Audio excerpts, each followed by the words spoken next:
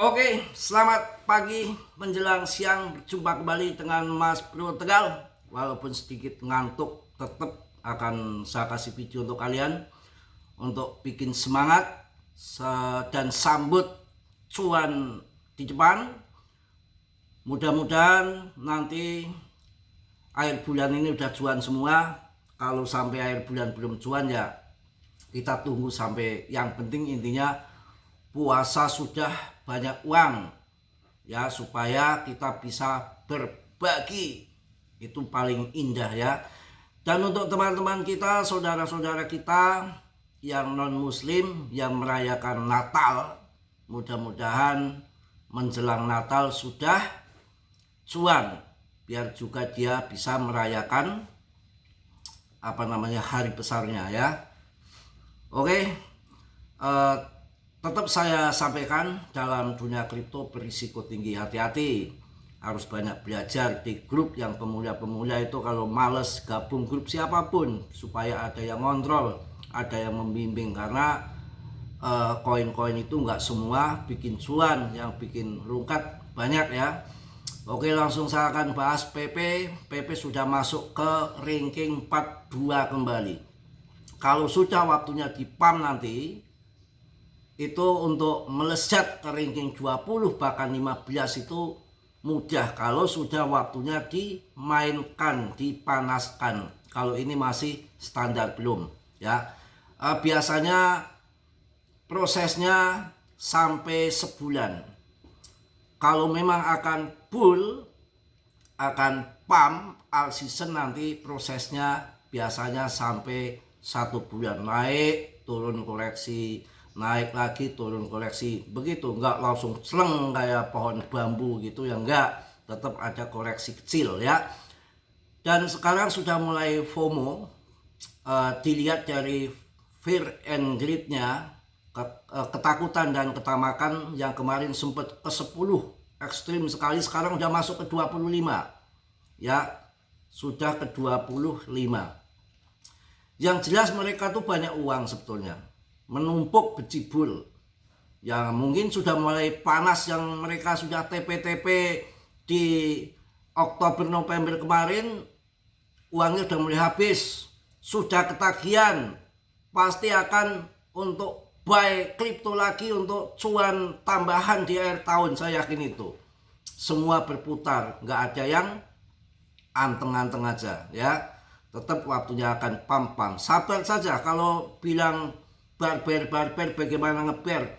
Banyak perusahaan-perusahaan besar yang megang uang ratusan triliun kalau dijumlah dari berbagai macam perusahaan teknologi, yang tadinya sangat anti kripto. Info yang masuk terbaru itu tahun 2026 itu gila-gilaan ya untuk masuk ke kripto. Ini Januari bisa terjadi ledakan kawan ya.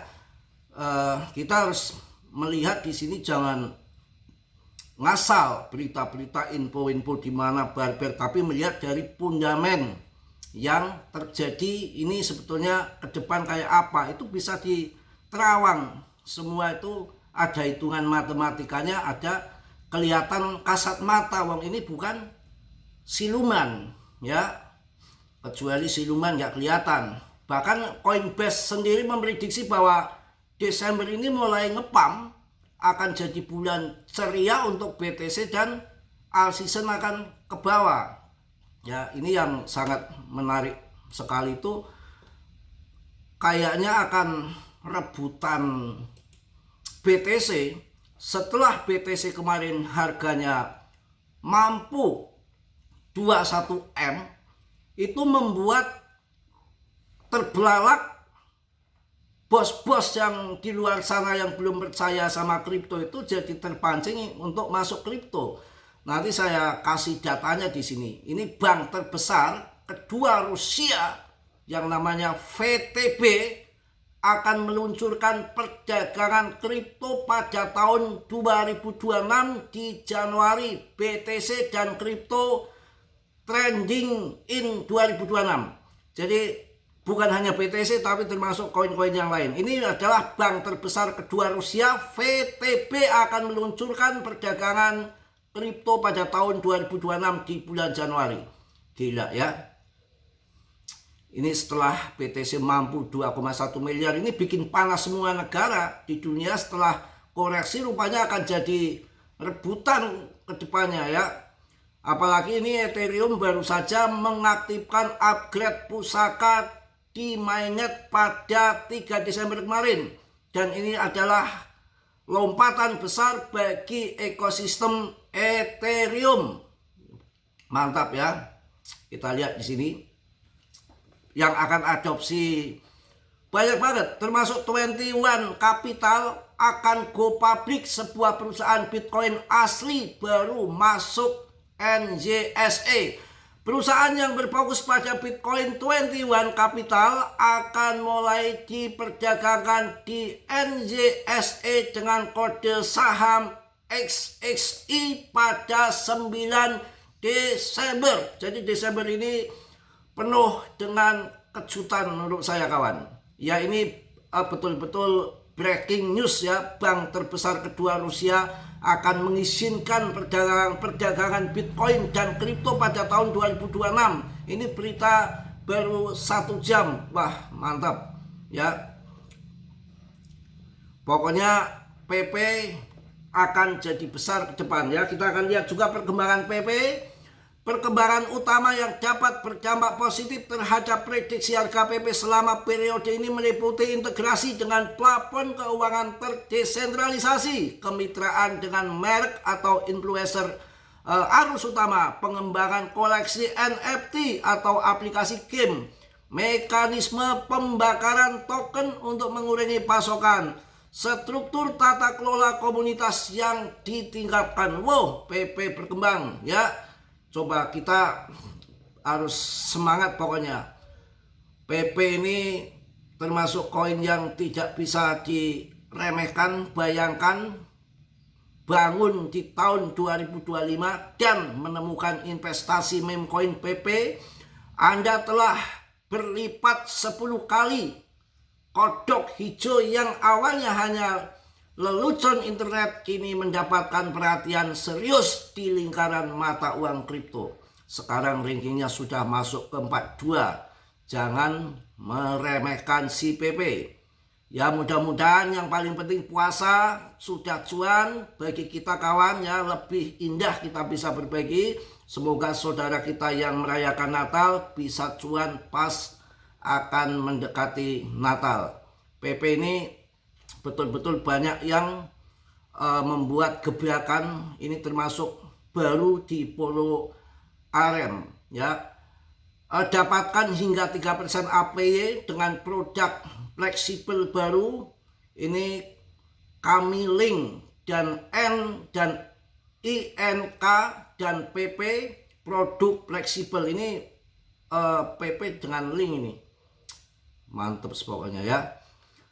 Kelihatannya setelah berdarah selama beberapa minggu baru saja keluar dari tren penurunan dan kembali ke level kunci untuk PP ini.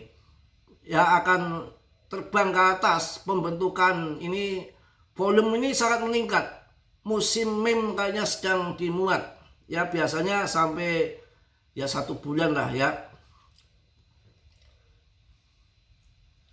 Pokoknya kita siap-siap ya, jangan gegabah. Ini yang apa namanya, bagi yang main swing ya, di sini bisa untuk stop loss di 0,0048, take profitnya TP1 di 0,00490, sebentar lagi TP2 di 0,000500 ya, untuk TP3 di 0,000520. Itu yang main trade swing lah ya, mungkin dikasih seminggu ataupun 2 minggu tergantung mereka ya.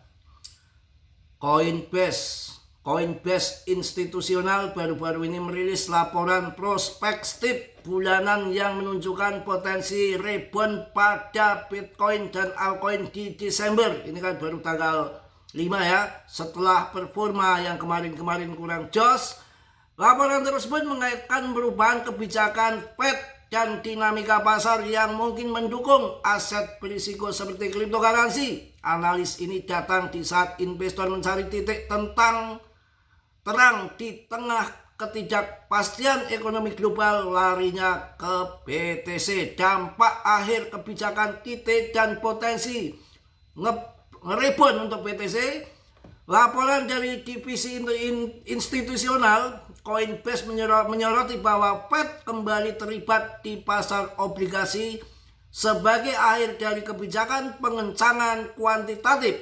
Hal ini diinterpretasikan sebagai berakhirnya pengurasan kas dari pasar yang biasanya memberikan dampak positif bagi aset berisiko termasuk cryptocurrency. Perubahan ini diharapkan dapat mengurangi tekanan pada likuiditas yang selama ini membebani pasar. Jadi habis dikuras ya, yang namanya ini udah kita jadi pelonggaran kembali. Menurut laporan, BTC mengalami penurunan saat kemarin ini sudah mulai dengan naik lagi dengan ekuitas AS pada basis risiko ya. Di bulan November itu pada waktu itu, dan sekarang sudah mulai Desember ini diperkirakan akan ngepam kembali. Mudah-mudahan ya, pokoknya titik jenuh kelihatan sudah jual ya, tinggal pamnya saja ya. Mudah-mudahan kita cuan semua dengan berbagai faktor yang mulai mendukung pasar cryptocurrency. Desember mungkin menjadi bulan yang cerah bagi BTC dan aset digital lainnya termasuk altcoin. Investor dan pengamat pasar mudah-mudahan menantikan tanda-tanda stabilisasi dan potensi rebound yang mungkin terjadi seiring berakhirnya akhir tahun. Kondisi pasar yang berubah dan kebijakan moneter yang mendukung bisa menjadi kunci untuk pemulihan nilai kripto ya. Mungkin itu aja untuk Jumat berkah ini.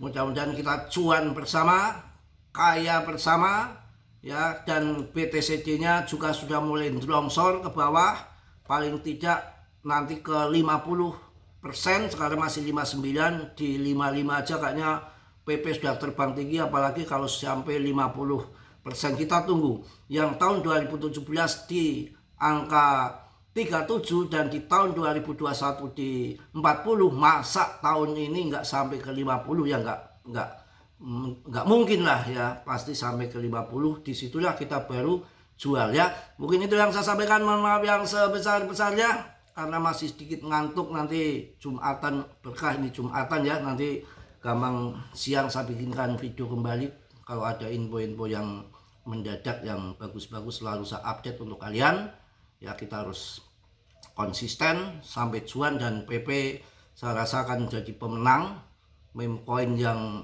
betul-betul masih kuat saat ini dibanding meme coin yang lain, mampu bertahan, saya rasakan menjadi besar ke depannya. Oke.